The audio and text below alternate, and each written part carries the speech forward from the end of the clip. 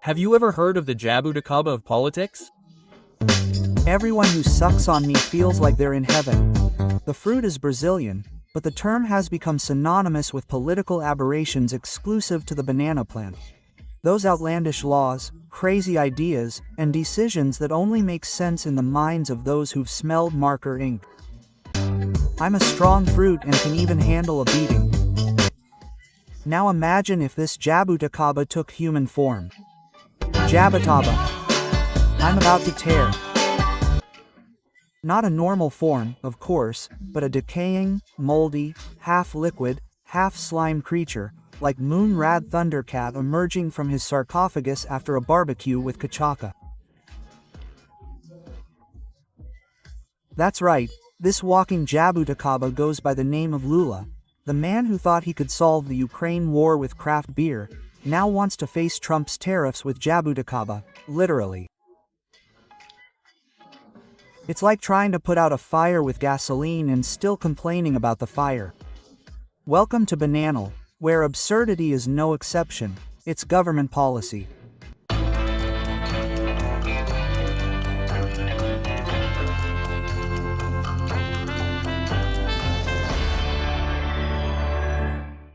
You blinked, and Lula decided to confront the United States. That's right.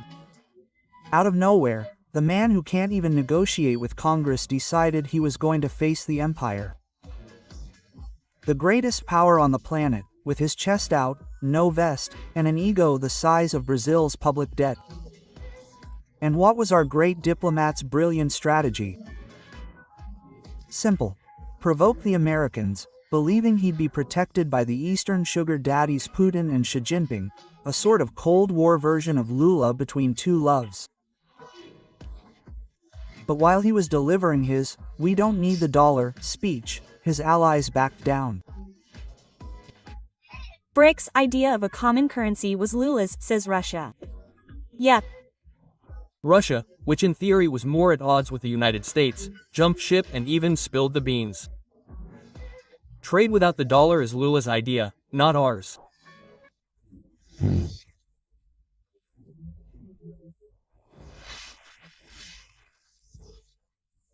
Mehanizmy strahovania budut sredi prioritov brazilskogo predsedatelstva, Potomu sitio President Lula v proslam godu na samite BRICS Johannesburg bila iniciatorum temi social media sistema.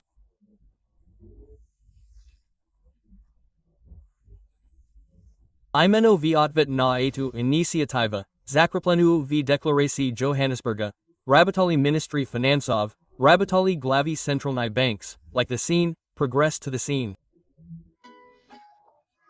Putin, just like that friend who says, it was him, Mr. Officer. China, for its part, did what it does best.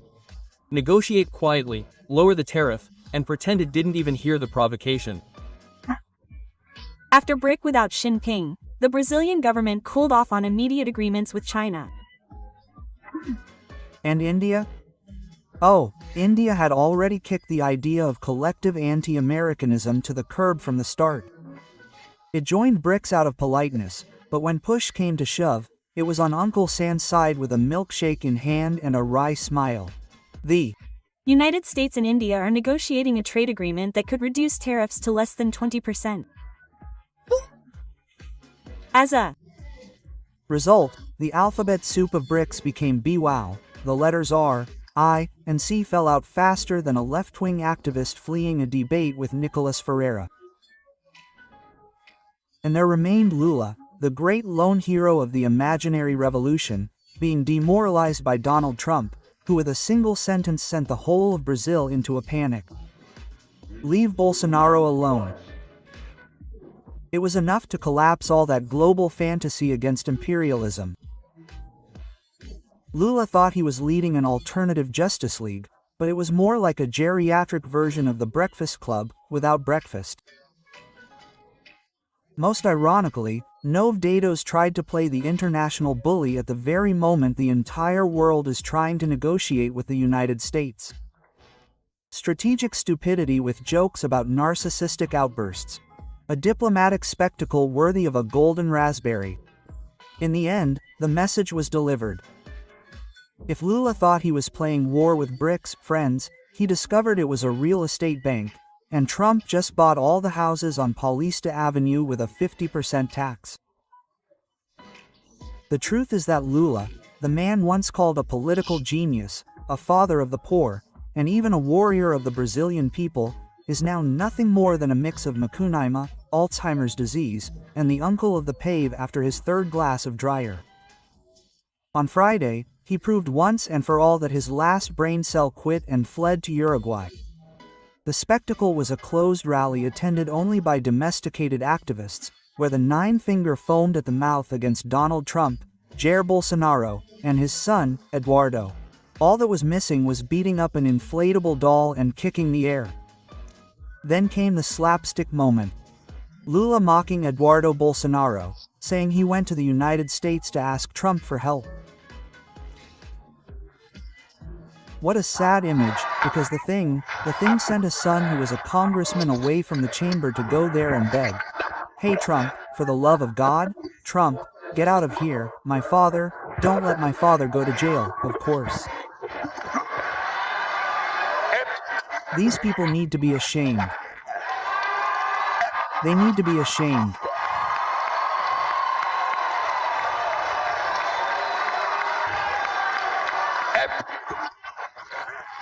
They need to be ashamed, because the smallest thing about a man is that he has no character. You saw his son online yesterday reading a letter. Oh, hey Trump, you know? He says you won't be accused if my father isn't arrested. The smallest thing in life is that we have no character, said Lula. Yes, Lula, the king of the Mensalão scandal, Lava Jato, the Triplex scandal, the Sitio scandal, the Odebrecht scandal, talking about character, with a straight face, as if he were the dumb door of ethics. And if you think it was just a one-off outburst, I'm sorry to say, this has become a pattern. Lula is the barroom drunk of international geopolitics, cursing at others without realizing that no one takes him seriously anymore. And of course, when everything goes wrong, what's left? Hatred. The man is bitter, resentful, and barely concealedly jealous of Bolsonaro. You can tell he really wanted the support of the Americans, the affection of the people, and Bolsonaro's international influence. But the most he gets is Janja making TikToks with a seal face filter. Lula today is a Titanic that refuses to sink in silence. He screams, thrashes, throws microphones, invents conspiracies, and swears he's still in control. But the truth is clear. The world laughed, his allies fled, Trump made a stroke of the pen, and all that's left is him drooling on the platform, saying I should be the one to censor him. And who pays the price? Us, of course, the real Brazilians, who have to put up with inflation, censorship, and taxes. And this pathetic theater, because Lula's brain was fried in cachaca lard, and the whole country is going down the drain with him. The nine-fingered gnome has become an extra in his own tragedy, and we're forced to watch from the front row, dying of shame. Probably the lone neuron in Lula's skull has already reached a 6-to-1 scale and was already on vacation, bringing forward, the break because the Brazilian president clearly doesn't know what he's talking about. And frankly, that image of Lula at that rally mocking President Bolsonaro in that way is a clear sign of physical decay, a true biological decay, and an intellectual decay. It's a clear sign of pure senility. That's why the economy guy is worried. The economy guy isn't so concerned about Brazil's public finances, because they're a disaster, about the Brazilian economy's failing, about Brazil's alignment in foreign policy. You're worried about the Brazilian president, who is showing clear signs of neurological disconnection in his words and behavior. It's an appropriate stance for the head of state of the world's 10th largest economy, of the 5th largest country on the planet, to behave this way during the rally, even insulting the President of the United States and thinking there won't be any consequences. He clearly doesn't know. He doesn't know what he's talking about. He's clueless. He's completely clueless. He's no longer connected to reality. So, clearly, he's in the wrong place. President Lula, at first, seemed like the biggest winner of Trump's tariffs, that the left would rise up, and everyone was united against the United States. The dust is settling. Business people have already seen the only way out. Deliver what Trump wants. Bolsonaro's eligibility and Brazil's detachment from the BRICS. Business people want to move away from diplomacy to Trump's tariffs and fear politicization. In private conversations, business people point out that Lula has isolated himself. Those who signed the Democracy Charter were certain it would shield them from competition and guarantee decades of unfettered business success in a completely closed narco region. In reality, Trump threw a Tomahawk missile into the middle of this gang's dinner. Now everyone is blabbing in the drunkard's ear, including his biggest sponsors. In these moments, Lula is grateful he doesn't have a phone. These are the 5 stages of grief. We were in denial and anger. Now we're in bargaining mode. Soon, depression and acceptance will follow. And how ironic. The business people who signed the Democracy Charter are now seeing their own companies getting their asses handed to them, precisely because there is no democracy in Brazil. The president of Suzano Cellulose, who signed the charter, was furious with Lula. The foreign ministry is more incompetent than Eduardo Bolsonaro. That was his remark. And yes, the foreign ministry, with all its structure and endless funds, is being thrashed by one man, Eduardo Bolsonaro.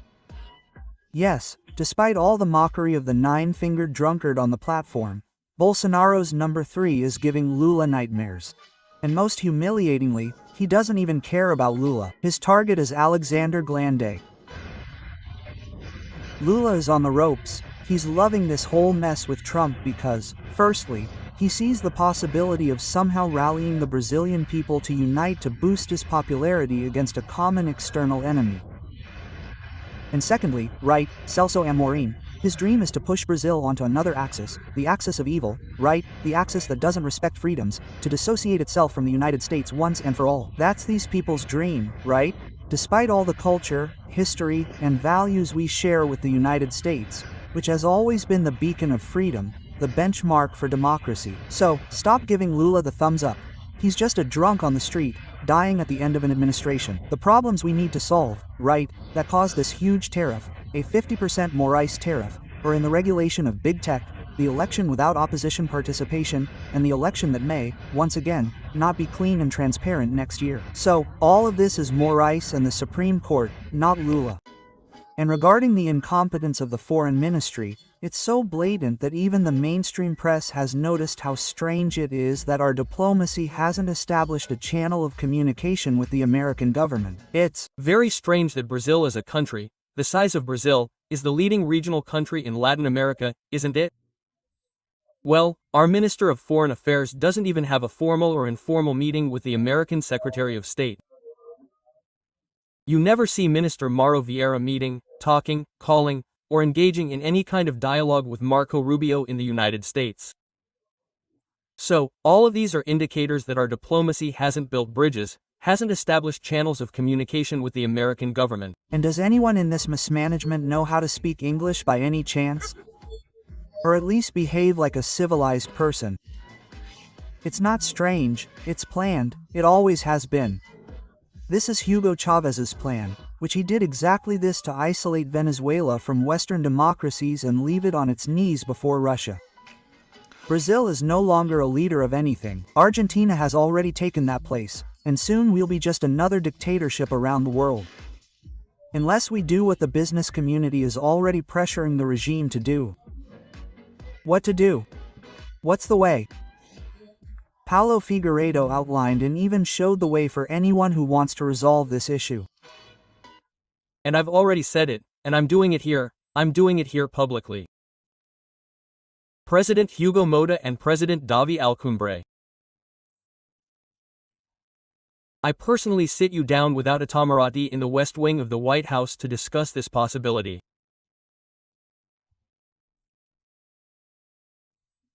There's no other way. I regret it. I regret that we've reached this point, but if you don't accept this proposal, it's in your lap.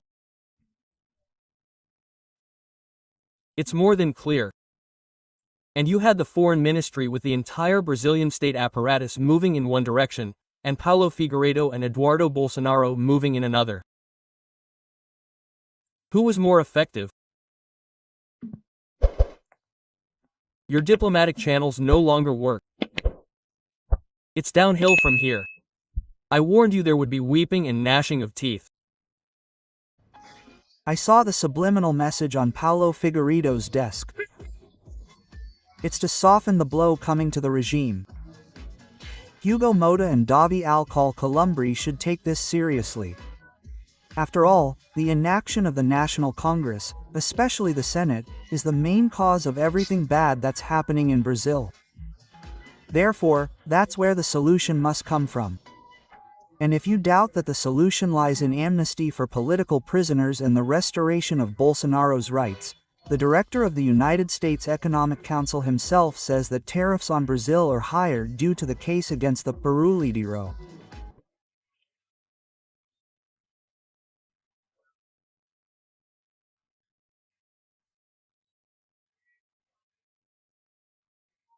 President Paulero. I'm agreeing with you. What I'm saying is that what I've been saying with most countries is that it's really about us getting order, and I think this for Brazil is a lot higher because of the president's frustration with himself. Let me be very clear to those who still pretend not to understand.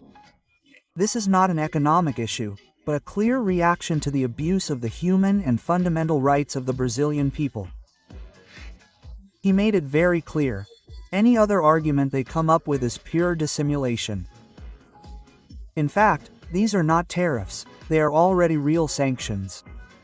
And in the midst of this hurricane, how is the stuttering skunk from Guarujá doing? His mental faculties are even worse, regressing to an almost infantile state.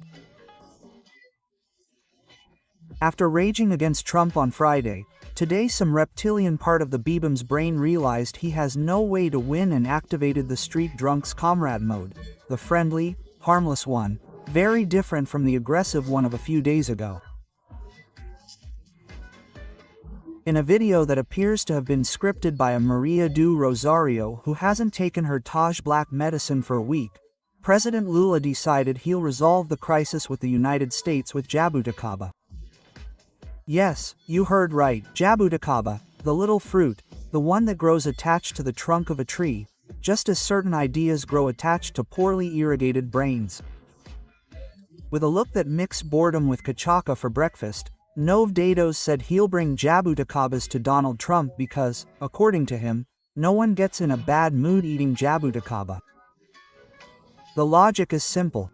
If diplomacy has gone awry, the solution is a fruit salad, and anyone who disagrees is a coup plotter, a fascist, and intolerant of tropical fruits. And to top off the fairground pastry filled with embarrassment, Janja, who always steps in when seriousness and a sly caption are lacking. Two genuinely cool things, Jabuticaba and President Lula. All that was missing was to include dengue fever, the PCC, Comando Vermelho, the robbery of retirees. Meanwhile, Minister Rui Costa announced that the government will tear the United States apart with measures beyond taxation, but apparently the main one is this, a fruit attack. Plan B might involve guava and an Antondoa on a diplomatic mission. Sovereign Brazil. Sovereign only through stupidity. Sucking Jabuticaba in the morning, because I doubt anyone who eats Jabuticaba gets complacent. I'll bring you Jabuticaba. And you'll realize, a guy who ate Jabuticaba in the morning in a country where only he gives Jabuticaba, There's no need for a tariff fight, there's a lot of unity and strong diplomatic relations. That's it. I don't know, But I think this gentleman is demented. Yeah, it happened because of his inability to react. Lula regressed to a childish mental state. This gentleman is worse than Biden, it's a case for interdiction. By the way, Lula, go talk to Trump, even if the big shot will quickly remember Biden. Lula is so out of touch with reality that he thinks everything is a joke because he already has enough to live in luxury, and the people can go to hell. Every dictator is the same. He's trying hard to double the tax rate. This week he'll manage about 500%. This is the kind of diplomatic response the marginal couple Lula and Janja might give. Try to mock and be ironic. From Janja, I even expected that, but Lula was always a little smarter than her. He probably said those stupid things under her guidance. I don't doubt it. It's worth remembering Olavo de Carvalho's famous quote, "Mocking laughter is an argument." The problem with Janja and Lula is that they don't understand that for mockery to work, you have to be smart, otherwise everyone ends up laughing at you, not with you. And since Janja and Lula are just a bit above a centipede on the intelligence scale, there's no need to guess what happened, right? The world watched this video with a mixture of embarrassment and disgust, even stifling laughter because it's bad form to make fun of people who are no longer in control of their mental faculties. Pure, sublime diplomacy. A beer and a table to end the war in Ukraine. JABUTICABA to suspend Trump's tariffs. My God, Lula is the reincarnation of Rui Barbosa, drunk. Suck it, Lula.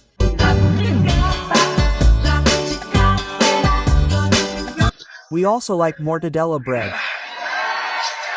We like it, we like good things. Guys, today I ate couscous with 2 fried eggs. Who doesn't? Did you like this video? Then subscribe to the channel, comment, like, and share it with your friends. Don't like it? Share it with your enemies. See you in the next video, if the world doesn't end first. That's all for today.